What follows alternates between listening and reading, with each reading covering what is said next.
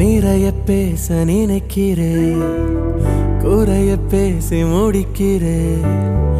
இடைப்பட்ட நேரம் உன்னை பார்த்து கொண்டே நிற்கிறேன். உனது பேச்சை ரசிக்கிறேன், விழியின் வீச்சில் திளைக்கிறேன். விருந்தோம்பல் காலம் தேர்ந்து வீட்டின் நாளாய் பார்க்கிறேன்.